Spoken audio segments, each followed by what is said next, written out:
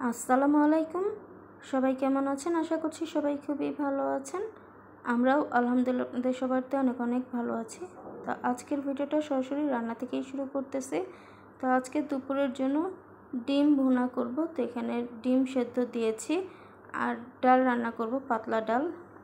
কারণ ডাল ছাড়া আসলে আমাদের হয় না, তো প্রতিদিনই ডাল রান্না করতে হয়। তো ডালটাও বসিয়ে দিয়েছি, ধুয়ে লবণ দিয়ে দিলাম। তো এই যে এর মধ্যে ডিমটা সেদ্ধ করে নিয়েছি, ডিমটা সেদ্ধ করে খোসা ছাড়িয়ে নিয়েছি। আর এখানে অন্য চুলায় লাউ ভাজি করতেছি। তো এটা হচ্ছে লাউয়ের সাথে আছে পটল আর হচ্ছে আলু মিক্স করে এই ভাজিটা করতে দিয়েছি।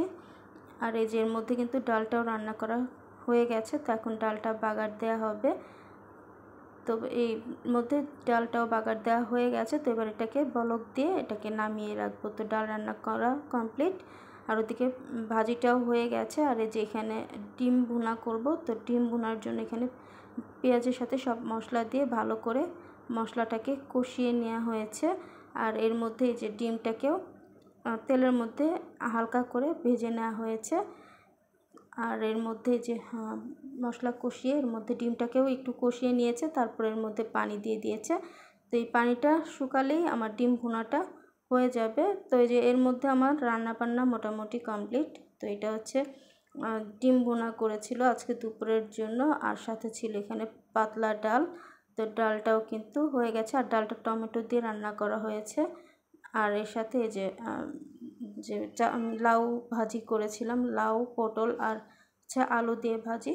তো এই ছিল আমাদের আজকের দুপুরের রান্নাবান্না। তো আলহামদুলিল্লাহ প্রতিটা খাবারে কিন্তু অনেক মজা হয়েছিল। আর এই যে আমাদের ময়না পাখি, আর আমাদের এই যে ময়না পাখি 2 দিন আগে উড়ে গেছিলো। মানে আমি সকালবেলা ঘুম থেকে উঠে দেখি কাঁচা খালি, খাঁচার দরজা খোলা আর পাখি নাই। যেহেতু আমাদের পাখিটা আসলে নাম বলতে পারতো, তো আমরা জানালার কাছে বসে ওর নাম ধরে ডাকতেছিলাম। ও সেটা শুনতে পেরে তারপর অন্য একটা বাসায় চলে গেছিলো। তো সেই বাসা থেকে পরে ওকে আবার ধরে এনেছি পাখিটাকে। আর এই যে আমাদের ঘুঘু পরিবার, তো ঘুঘু পরিবারে আগে ছিল 2 জন, আর উপরে একটা 3টা পাখি ছিল।